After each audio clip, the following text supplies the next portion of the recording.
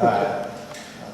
Our next guest, most of you guys must know him. He's from the area, raised here in upstate New York.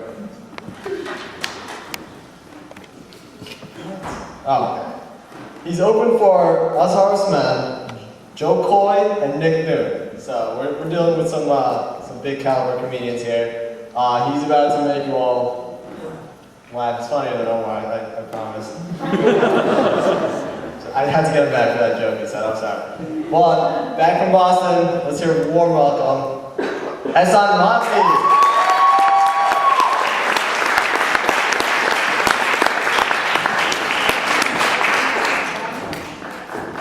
How's everybody doing?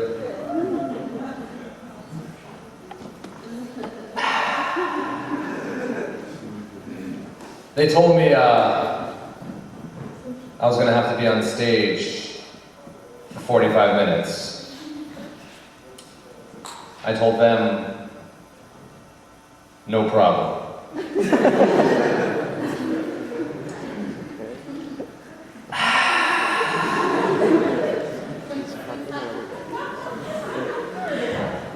I normally drink Avion, but the bottle's round and I can't put my jokes on the back.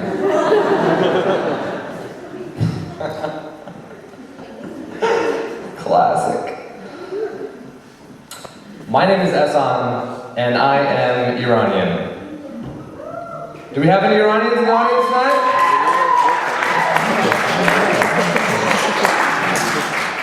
Any Persians in the audience? All black, everything? How about Muslims in general? How many Muslims in the audience? Good. And then everybody else? One couple. Yeah, all right, the remainder. That's my remainder, okay. I will adjust my material accordingly.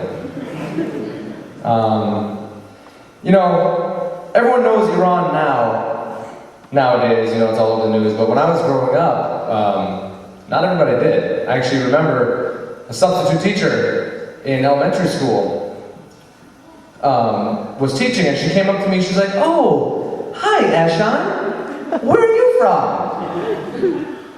And trying to talk to her level, I said, let me explain it, you know, what she knows. I said, well, I'm from Iran. I said, like the white people say, I'm from Iran. She's like, you mean Iraq? You're from Iraq. I was like, no. No, and then I said, let me say it like me. I'm from Iran. I'm Iranian, I'm from Iran. She's like, Saddam? You mean Iraq? You're Iraqi. It's like, you just don't get it. Now everybody knows what Iran is. But there's a big difference between saying you're Iranian and saying you're Persian. I would, you know, I'd have a guy come up to me and he'd be like, friends. And they're like, hey, Esson, so what is, you know, I know you're Middle East, but like, where exactly do you get a face like that?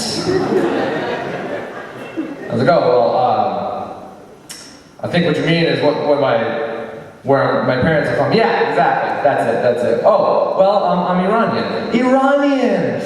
That's cool, dude! Yeah, I like uranium too. That's great. Uh-oh. Do we have a child in the audience?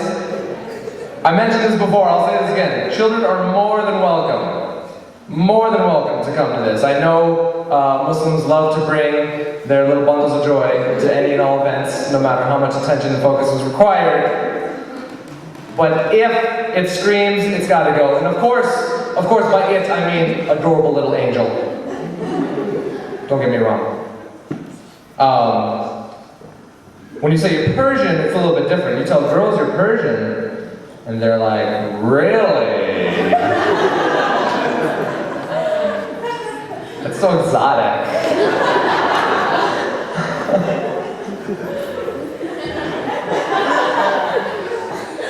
Take me to Persia. Oh my God. Do you know the prince? Oh my God, are you the prince? want to ride your magic carpet, please? But normally, if you don't smile, people get scared, so I'm always smiling. I'm always showing the pearly whites, always smiling, hey, hey, hey, hey! So people don't get scared. One time when I was younger, I went to Brugger's Bagels. There was a nice car outside. I walked inside, there's one young kid and his girlfriend, I figured it must be him. I walked right up to him, I'm like, hey, is that your car outside? Yeah? You want it? Because I don't even, you can have it, it's cool. I don't even, it's not even, it's okay. And I was like, because I kept a straight face, and then I realized, oh no, I should have smiled at first. And then I was like, no, I'm like, it's a really nice car. And he's like, oh, thank you. You can drive it if you want, this is my dad's. So, whatever, just, thanks for smiling back. So, no, I always make sure to smile, always smiling. If I see an old couple walking into a restaurant or any place, I'll open the door, smile, trying to make a good representation. And then as soon as they're walking, right as they get their ears come right next to me, I go, you're welcome, I'm Muslim. Jesus loves me too. There you go. My friends, my close non-Muslim friends, they know. They're like, Esson, we were on a term abroad, and the bombings in Spain happened. They're like, hey, they turned right around to me because they know I was like, oh, here we go again. Like, hey, Esson, you're a good guy. You're one of us. We're not worried about you at all. It's cool. We know you're a good guy.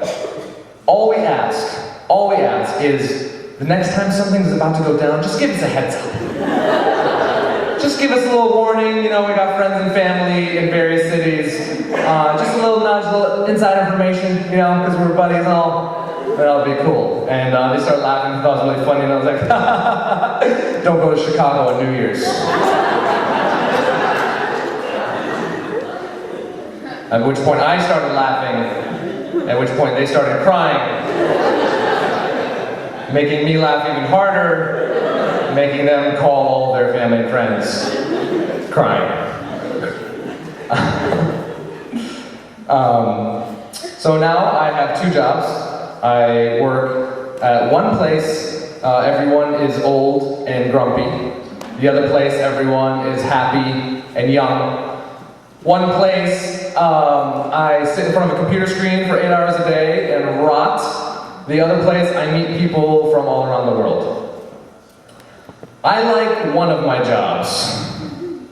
The other one, it's alright. I actually get a lot of support though from those grumpy old folk, especially one in particular, one of my coworkers.